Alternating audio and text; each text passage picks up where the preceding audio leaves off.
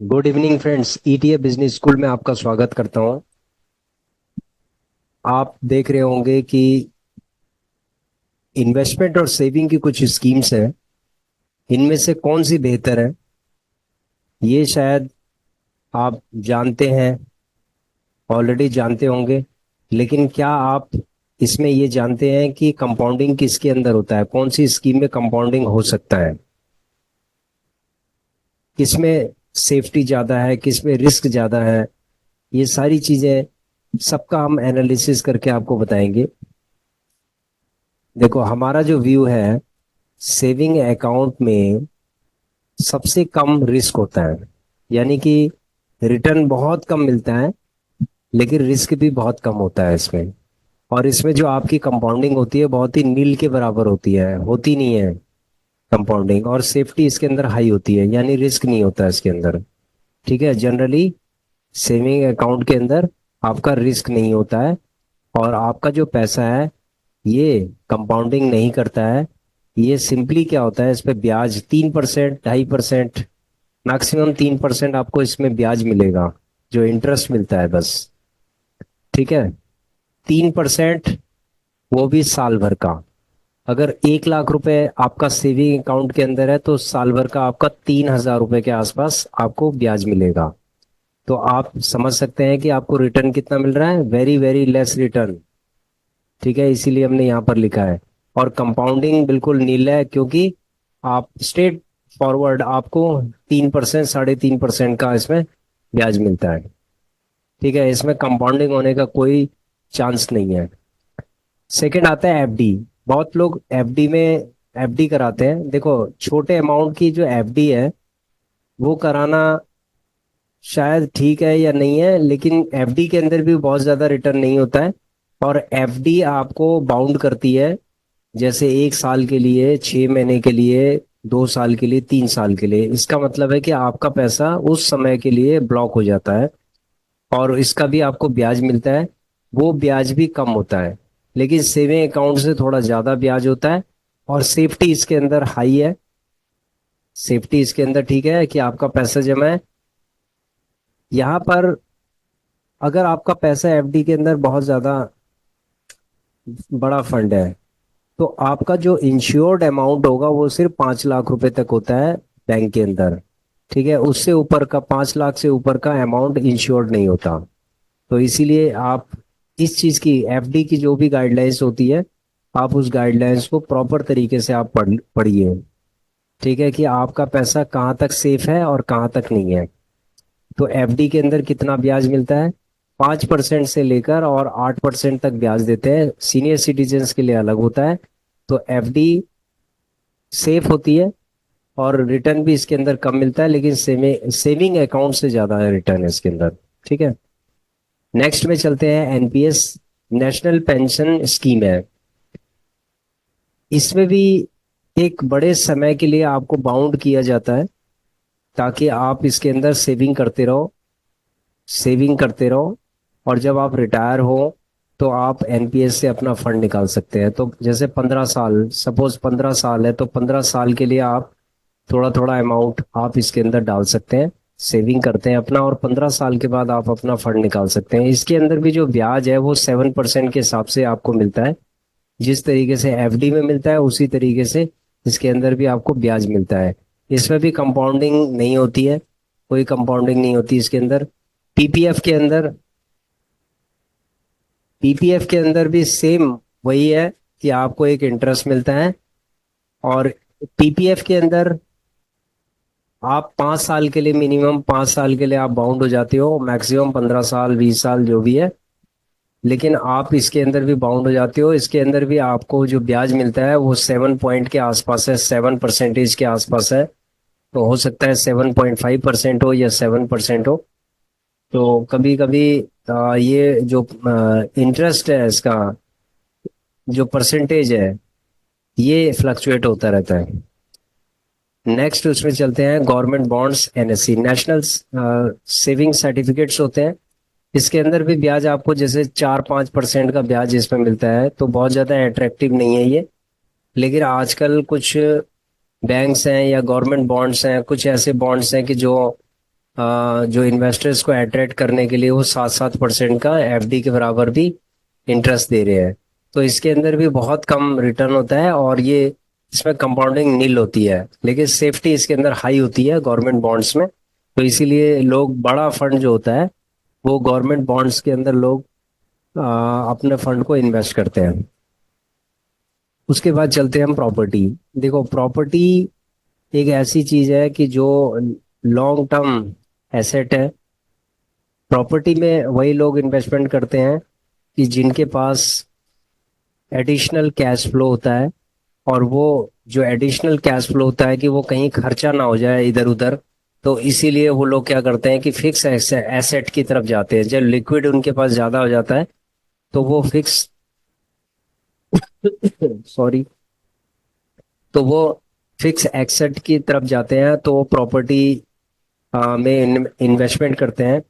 जैसे commercial property हो गई है, रेजिडेंशियल प्रॉपर्टी हो गई है, लैंड हो गई है। ठीक है, इस तरीके की प्रॉपर्टीज में वो लोग इन्वेस्टमेंट करते हैं। ये जो प्रॉपर्टी की जो इन्वेस्टमेंट है, ये इन्वेस्टमेंट उन लोगों के लिए काफी ज्यादा यूजफुल है जो लोग इस प्रॉपर्टी से रिटर्न कमाना स्टार्ट करते हैं। जैसे सपोज किसी ने फ्लैट लिया, उस फ्लैट का रेंटल इनकम स्टार्ट हो गई है, तो वहां पर ये आपका एसेट की तरह काम करेगा।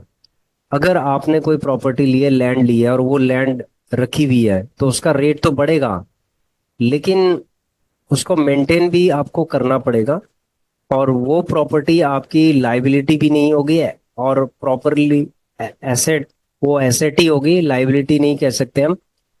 लेकिन उसके अंदर ये होगा कि जिस दिन आप उसके अंदर कोई इंफ्रास्ट्रक्चर डेवलप करेंगे, तो वहां पर आपका काफी ज्यादा फंडिंग लगेगी इसके अंदर। तो प्रॉपर्टी एक एसेट है, ये इलिक्विडिटी है इसके अंदर, कि अगर मान लीजिए कभी आपको फंड्स की जरूरत पड़ती है, तो आप इमीडिएटली आप अपनी प्रॉपर्टी को सेल नहीं कर सकते। आप इसको सेल करने में टाइम लगेगा। डिपेंड करती है कि प्रॉपर्टी किस एरिया में है, किस टाइप की प्रॉपर्टी है, और इसके ग्राहक आपको मिल रहे हैं नहीं मिल रहे हैं।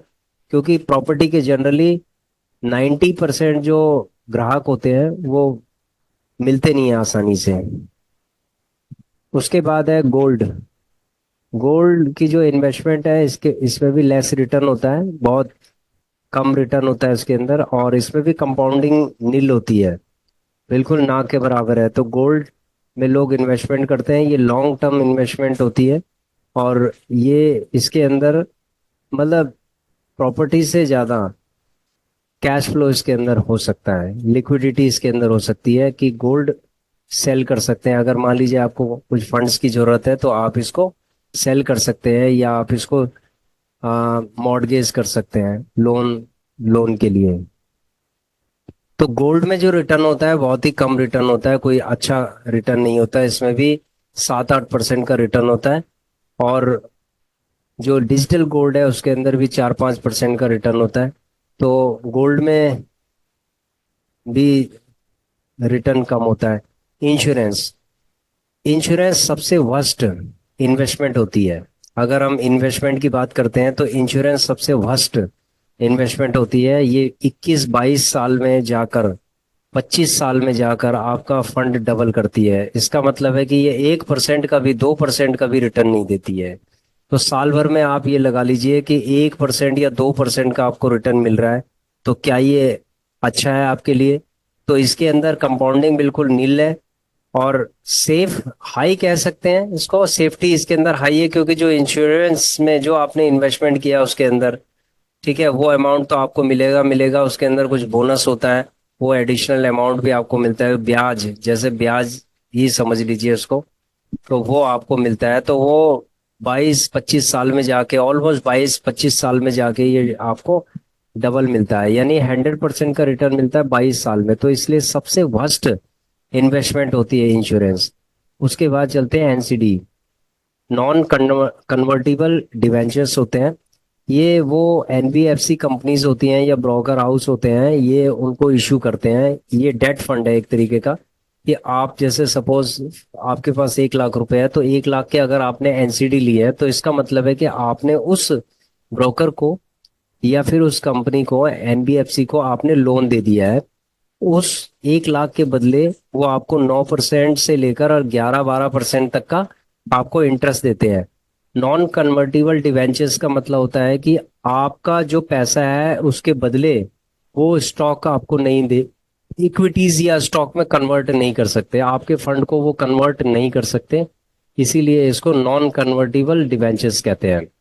तो इसमें सिर्फ आपको इंटरेस्ट मिलेगा, मैच्योरिटी तक आपको जो भी इंटरेस्ट है वो मिलेगा, और मैच्योरिटी के बाद आप अपना फंड्स को वापस ले सकते हैं।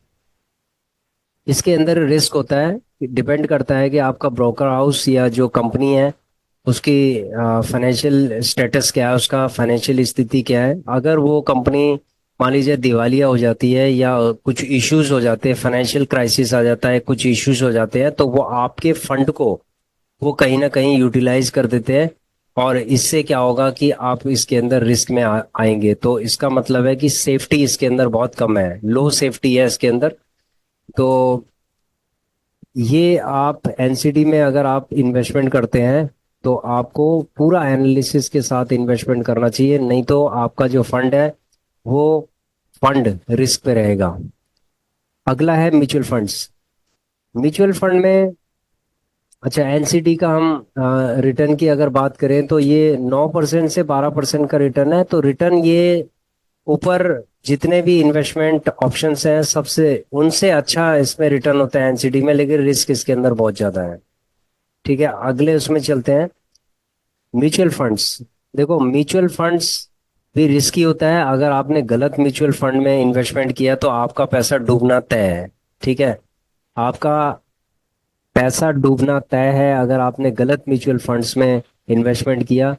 और म्यूचुअल फंड के अंदर भी आप एक म्यूचुअल फंड के अंदर अगर इन्वेस्टमेंट सारा इन्वेस्टमेंट कर रहे हैं तो आप रिस्क के अंदर है। तो डाइवर्सिफाई म्यूचुअल फंड्स के अंदर किस तरीके से डाइवर्सिफाई करना है ये आपको लर्न करना पड़ेगा। इसके अंदर रिटर्न बहुत अच्छा मिलता है और इसके अंदर कंपाउंडिंग भी होती है, और सेफ्टी इसके अंदर लो है। लेकिन इस लो सेफ्टी को आप हाई सेफ्टी में कन्वर्ट कर सकते हो अपना डाइवर्सिफाई करके, क्योंकि डाइवर्सिफिकेशन के बाद ही आप जब इसमें इन्वेस्टमेंट करोगे तो उसके बाद आपका जो पोर्टफोलियो है वो एक बैलेंस्ड पोर्टफोलियो हो जाता है। तो म्यूचुअल फंड के अंदर अगर आप इन्वेस्टमेंट कर रहे हैं तो एक बैलेंस्ड पोर्टफोलियो की तरफ आप जाएंगे। वहां पर आप अपने फंड्स को होल्ड कर सकते हैं और उसके बाद आराम से आप चैन से सो सकते हैं। तो म्यूचुअल फंड एनसीडी से ज़्यादा लेस रिस्की होता है अगर आपका पोर्टफोलियो डाइवर्सिफाइड है। उसके बाद चलते हैं स्टॉक्स में।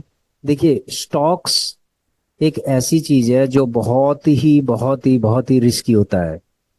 ठीक है, बहुत तरीके के स्टॉक्स होते हैं, कुछ पेनी स्टॉक्स होते हैं, कुछ अलग टाइप के स्टॉक्स होते हैं। तो स्टॉक्स का डिपेंड करता है कि किस टाइप की कंपनी है ये। ठीक है, किस टाइप की कंपनी है, उसका हिस्ट्री क्या है, उसकी फाइनेंशियल हिस्ट्री क्या है, उसके बाद उसके फंडामेंटल्स क्या हैं। अगर स्ट्रॉन्ग फंडामेंटल है तो आप टेक्निकल एनालिसिस करके आप इसमें इन्वेस्टमेंट कर सकते हैं। एक डाइवर्सिफाइड एक पोर्टफोलियो तैयार करके आप एक अच्छा रिटर्न ले सकते हैं स्टॉक से। लेकिन इसके लिए बहुत ज़्यादा स्किल चाहिए, बहुत ज़्यादा स्किल चाहिए इसके लिए ये समझ लो कि आपको जैसे ग्रेजुएशन होता है ना, पढ़ाई होती है, वो पूरी पढ़ाई आपको स्टॉक्स के ऊपर करनी पड़ेगी। तब जाके ही आप स्टॉक मार्केट से स्टॉक्स के अंदर जीत पाओगे। तो जीतना बहुत मुश्किल होता है स्टॉक्स के अंदर। इसके लिए बहुत आपको पढ़ना पड़ेगा और बहुत ही आपको सतर्क रहना पड़ेगा। हर क्वार्टर में आपको रीबैलेंसिंग भी करना पड़ सकता है। तो इस तरीके से इसमें अच्छा रिटर्न मिलता है और इसमें रिस्क होता है इसके अंदर। ठीक है, सेफ्टी इसके अंदर कम है, रिस्क होता है। उसके बाद हम चलते हैं ईटीएफ के केस में। देखो ईटीएफ एक ऐसी चीज है जो आपको एक अच्छा रिटर्न देती है। ठीक है, ईटीएफ आपको एक अच्छा रिटर्न देगा, लेकिन आपको डाइवर्सिफाई करना बहुत जरूरी है। यदि आप ईटीएफ को डाइवर्सिफाई करते हो और एसआईपी करके आप ईटीएफ को लेना स्टार्ट कर देते हो, तो ये इतना बम्पर रिटर्न आपको दे सकता है, बहुत अच्छा रिटर्न आपको दे सकता है। और एज कंपेयर टू स्टॉक्स ये लेस रिस्की होता है, कम रिस्की होता है।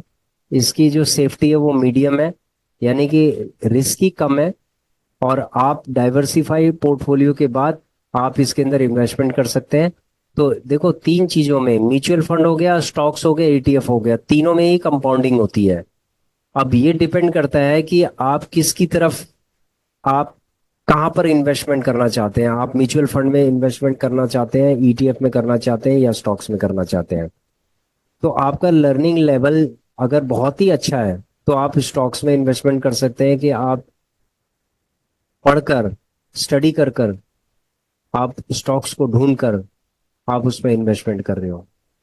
यदि आपका लर्निंग लेवल कम है, आप झंझट लेना नहीं चाहते, तो आप म्यूचुअल फंड के अंदर जा सकते हैं, एक डाइवर्सिफाई पोर्टफोलियो आप तैयार कर सकते हैं। और उसके बाद आपका अपने आप अकाउंट से आपका जो एसआईपी है वो जाती रहेगी। ठीक है। ईटीएफ के अंदर भी आपको लर्न करना पड़ेगा कि कौन से ईटीएफ अच्छे हैं, कौन से नहीं है, क्योंकि ईटीएफ के अंदर रिस्क कम होता है, लेकिन इसके अंदर आपको लर्न करना पड़ेगा कि कहाँ पर आपको बाय करना है, कहाँ पर आपको सेल करना है। ये सारी चीजें आपको समझनी पड़ेंगी ईटीएफ के अंदर। हालांकि ईटीएफ के अंदर रिस्क कम है, लेकिन फिर भी आपको टेक्निकल, फंडामेंटल फंडामेंटल और टेक्निकल आपको क्लियर होने चाहिए एक अच्छे रिटर्न बनाने के लिए। तो ईटीएफ के अंदर भी बहुत अच्छा रिटर्न बनता है और कंपाउंडिंग होती है। तो फ्रेंड्स, हमने आपको कंपेयर करके बताया है 1 से लेकर 12 तक। देखो, इन्वेस्टमेंट कई तरीके की है, आप किसी भी इन्वेस्टमेंट में आप कर सकते हैं। ठीक है, हमारा कोई भी इसके अंदर ये नहीं है कि आप यहाँ करो वहाँ करो, कहीं भी आप कर सकते हैं। आप अपनी एनालिसिस के बाद कर सकते हैं। हमने सिर्फ आपको कंपेयर करके बताया है कि इन्वेस्टमेंट, कितने तरीके के इन्वेस्टमेंट है, और हमें अगर हम कहीं इन्वेस्टमेंट करेंगे तो उसमें रिटर्न क्या मिलेगा, उसमें रिस्क, रिस्क कितना है, उसके अंदर सेफ्टी कितनी है, रिस्क कितना है, ये सारी चीजें इंफॉर्मेशन हमने आपको दी है। तो आप, हालांकि आप पहले भी, पहले से करते आए होंगे, ठीक है, इन्वेस्टमेंट आपने किया होगा पहले भी। तो यदि आप इन्वेस्टमेंट कर रहे हैं तो आप करते रहिए इन्वेस्टमेंट, कोई इशू नहीं है।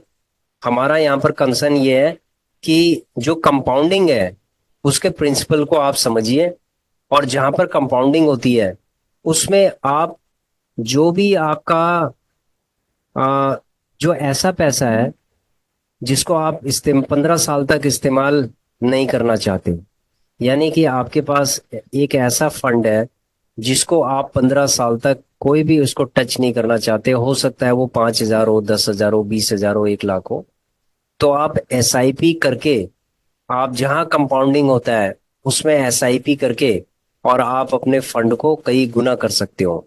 तो फ्रेंड्स, एक देखो छोटा सा अगर हम एग्जांपल आपको दिखाते हैं, कि अगर आप मंथली, मान लीजिए 5,000 का भी आप इन्वेस्टमेंट कर रहे हो, ठीक है, और 18% के हिसाब से अगर ईटीएफ या म्यूचुअल फंड आपको देता है रिटर्न, और 20 साल के लिए आपने, सपोज मान लीजिए आपकी एज है 40 साल है, तो आप 65 साल में, यानी कि 25 साल में जाके आपका 3 करोड़ के आसपास हो जाएगा। अगर आप, सिर्फ आपका कितना लगा, 15 लाख रुपए लगा है, ठीक है, ओनली 15 लाख। लेकिन 25 साल में जाके ये जो 15 लाख है, ये कितना हो जाता है, 2 करोड़ 91 लाख, यानी 2.5 लाख, आप 2.5 लाख भी लगा लीजिए, सॉरी, 2 करोड़ 2.5 करोड़ के आसपास आप लगा लीजिए, तो आप अप्रोक्सीमेटली मान लीजिए कि आप 2 करोड़ भी लगा लीजिए, तो 15 लाख से 2 करोड़ आपको 25 साल में आपको मिल रहे हैं।